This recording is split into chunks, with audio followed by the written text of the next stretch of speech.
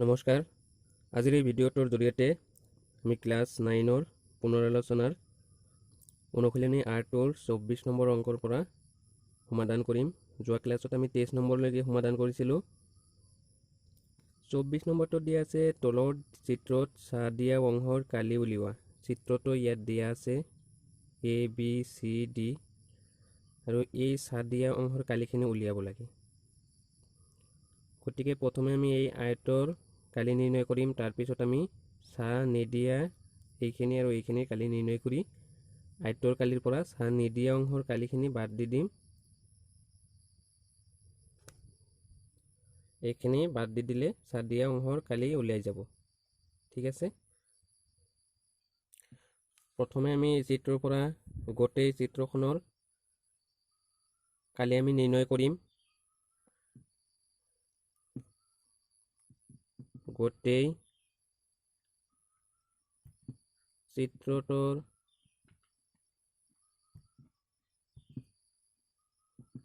কালি কিমান লিখিব পাৰোঁ? এইটো এখন আয়তাকাৰ হয়, গতিকে আয়তৰ কালি আমি কি জানো? দিক পূৰণ প্ৰস্থ। দিক কিমান দিয়া আছে? 3 আৰু 4। এইখিনিৰ দূৰত্ব 3 আৰু এইখিনিৰ দূৰত্ব 4। এইটো ই হয়। গতিকে 3 আৰু 4 যোগ কৰিলে কিমান হ'ব? দিকটো 7 হ'ব। প্ৰস্থ কিমান আছে? 3। ইয়াত 3 দিয়া আছে চেণ্টিমিটাৰ। গতিকে দিক পূৰণ প্ৰস্থ অৰ্থাৎ 7 পূৰণ 3 ইকুৱেল টু 21 সেন্টিমিটাৰ স্কুয়াৰ। এতিয়া আমি নিৰ্ণয় কৰিম চাহ নিদিয়া অংশৰ কালি। এইখানি চাহ দিয়া অংশ হয়, এইখানি আৰু এইখানিৰ কালি নিৰ্ণয় কৰিম। গতিকে এইখানিৰ কালি আমি কিমান পাম? আকৌ চাহ নিদিয়া অংশৰ কালি, এইখানিৰ কালি আমি কিমান পাম? হাফ ইনটু ভূমি ইনটু উন্নতি। গতিকে হাফ ইনটু ভূমিটো কিমান লিখিম আমি? এইটো ভূমি হয় 3 সেন্টিমিটাৰ। উন্নতি কিমান? উন্নতি এইটো, ইয়াৰ পৰা এইখিনি উন্নতি, ইয়াৰ পৰা এইখিনি দূৰত্ব 3 সেন্টিমিটাৰ আৰু এইখিনিৰ দূৰত্ব হ'ল 1 সেন্টিমিটাৰ। গতিকে ইয়াৰ পৰা এইখিনিৰ দূৰত্ব কিমান হ'ব? 2 সেন্টিমিটাৰ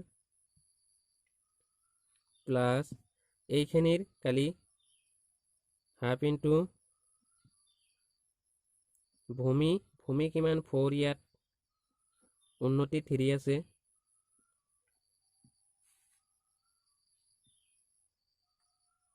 এইটো আৰু এইটো কেঞ্চেল যাব, এইটো আৰু এইটো ইয়াত 2 বাৰ যাব। গতিকে 3 থাকিল ইয়াত প্লাস 3 আৰু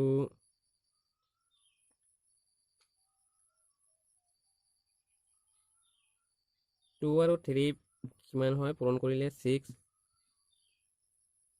9 সেন্টিমিটাৰ স্কুয়াৰ। গোটেই চিত্ৰখনৰ কালি আমি কি পাইছো?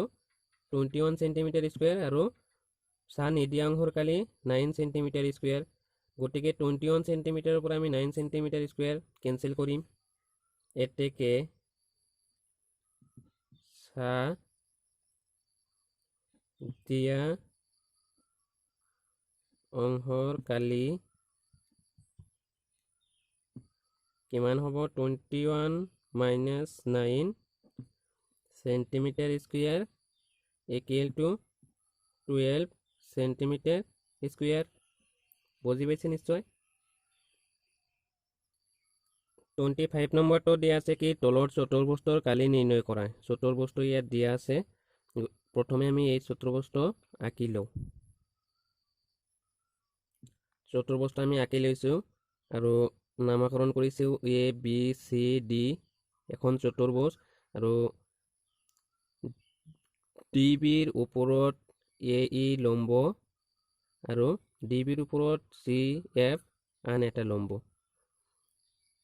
ডি এর মান কিমান দিয়া আছে? 4 সেন্টিমিটার, AB র মান 5 সেন্টিমিটার, BC র মান 1 ডিচিৰ মান 4, AE লম্বৰ মান 3.6 আৰু CF লম্বৰ মান কিমান দিয়া আছে 0.7।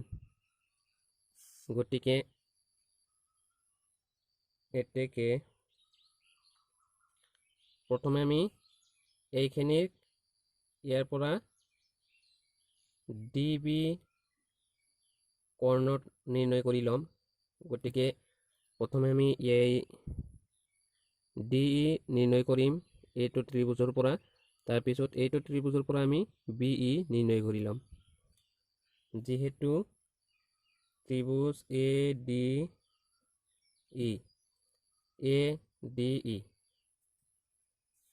সমকোণী হয়,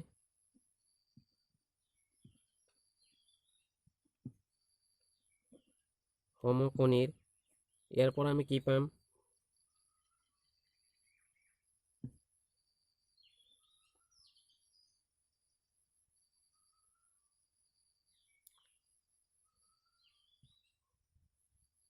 DA square equal to Karna square equal to লম্ব স্কয়ার প্লাস ভূমি স্কয়ার হয়। গতিকে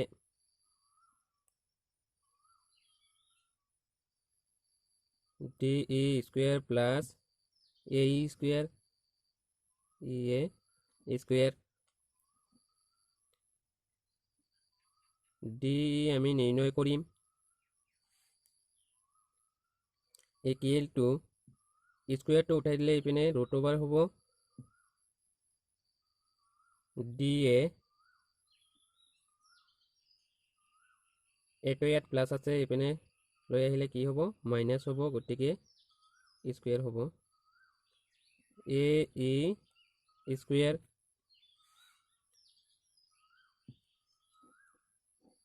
D এর মান কিমান দিয়া আছে 4, 4ক স্কয়ার কৰিলে কিমান হ'ব 16 মাইনাস A এৰ মান কিমান দিছে 3.6, 3.6ক স্কয়াৰ কৰিলে কিমান হ'ব 12.96, 16 পৰা 12.96 বাদ দিলে 10 পৰা 6 বাদ দিলে কিমান থাকে 4, 9 পৰা 9 বাদ দিলে 0. ইয়াত 5 থাকে 5 পৰা 2 বাদ দিলে কিমান 3। গতিকে এইটো আমি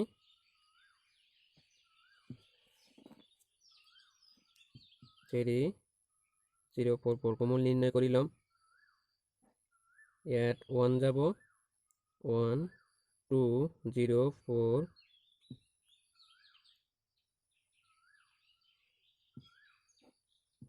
ইয়াত 2 7 বাৰ দিম 7 7 গুণ কিমান হ'ব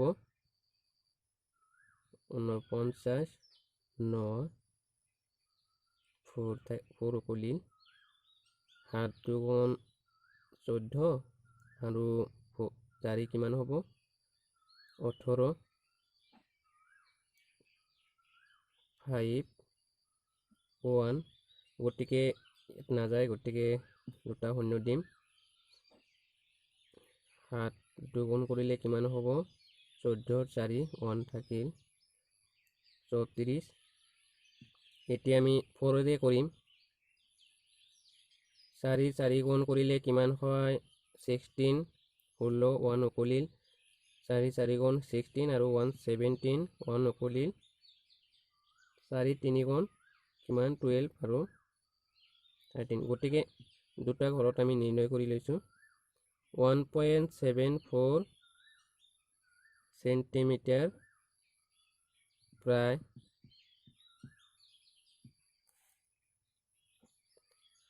প্ৰায় দি লম আমি যেহেতু সঠিক নহয় আৰু ওলাব কিবা কিবি পিটিও হিপিটিত লিখিম ডি আমি কিমান পালো 1.74 সেন্টিমিটার। এতিয়া আমি আকৌ এইখন ত্ৰিভুজৰ পৰা BE নিৰ্ণয় কৰিম। আকৌ ত্ৰিভুজ ABE সমকোণীৰ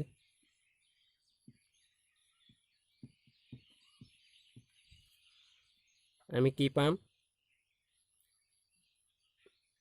কৰ্ণটো কি দিয়া আছে AB গতিকে ডাইৰেক্ট লিখিম BE ইকুৱেল টু স্কুৱেৰ হ'ল সেই 10 গতিকে আমি এইফালে দিম ৰুট অভাৰ স্কুৱেৰটো উঠাই AB মাইনাছ কি AB স্কুৱেৰ মাইনাছ কি হ'ব AE স্কুৱেৰ গতিকে ABৰ মান কিমান দি আছে 5 স্কুৱেৰ 25 মাইনাছ 3.6 স্কুৱেৰ মানে কিমান 12.96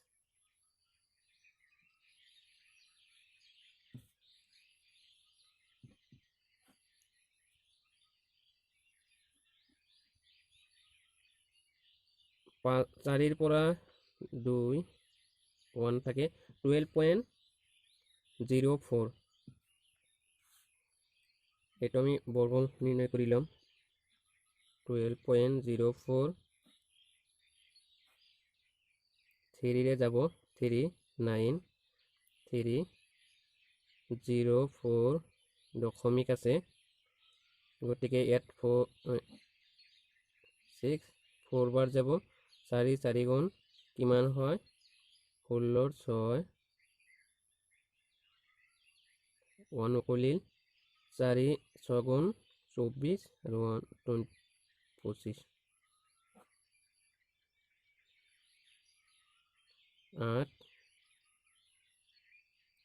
9 পৰা 5 বাদ দিলে কিমান 4 0 0 গতিকে ইয়াত 8 6 6 ল'ম আমি 6 6 গুণ কিমান হয় 36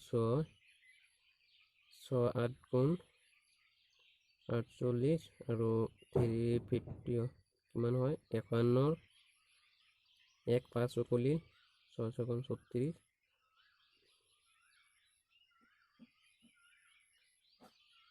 কিবা কিবি ওলাইছে আৰু গতিকে আমি দুটা দশমিকৰ পিছত আমি দুটা সংখ্যা পাইছো 3.46 সেন্টিমিটাৰ প্ৰায়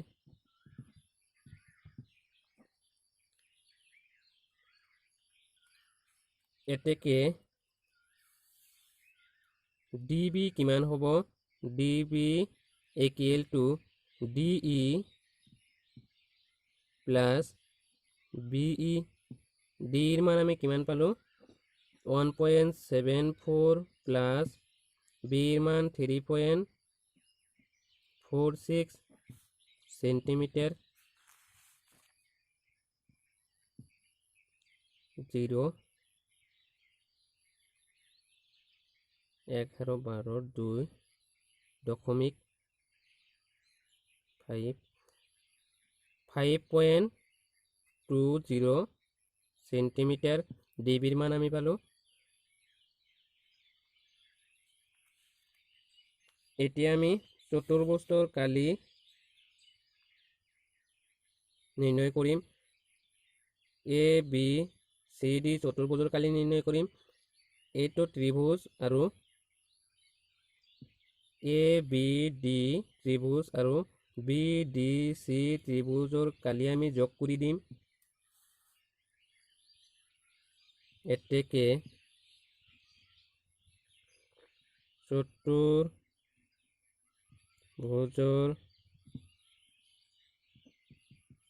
কালি কিমান হ'ব ত্ৰিভুজ ABD প্লাস ত্ৰিভুজ BDC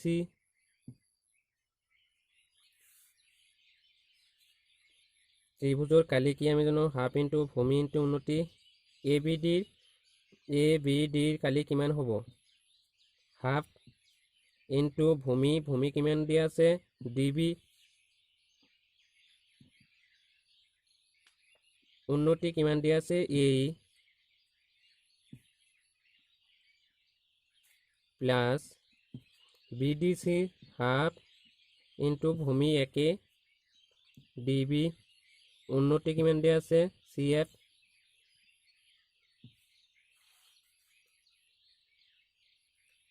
হাফ আৰু DB তো আমি কমন লম ইয়াত থাকিব AE প্লাস CF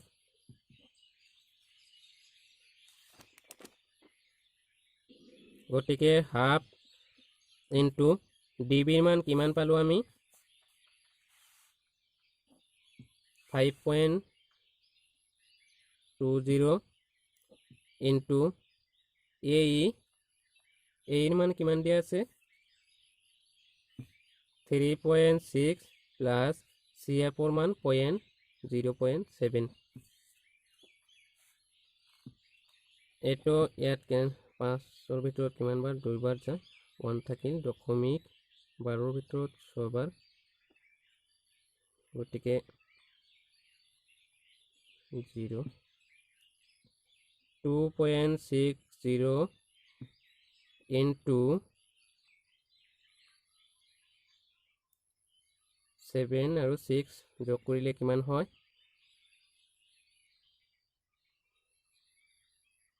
13 ৰ 3 1 নকলিল 4 4.3 26 3 গুণ আৰু 8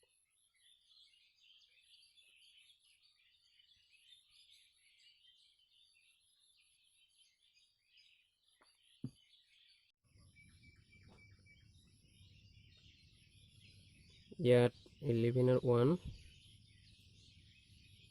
10 1 11 গতিকে 1118 ইয়াত এক ঘৰ সন্মুখত দশমিক আছে ইয়াত এক ঘৰ সন্মুখত দশমিক আছে এটো নেদিলেও হ'ব গতিকে দুই ঘৰ সন্মুখত দশমিকটো হ'ব সেন্টিমিটাৰ স্কয়াৰ কালি যেহেতু প্ৰায় দি দিম 11.18 এইটো 5 তকৈ ডাঙৰ আছে গতিকে আমি ইয়াত 2 লিখিব পাৰিম 11.2 সেন্টিমিটাৰ স্কয়াৰ প্ৰায়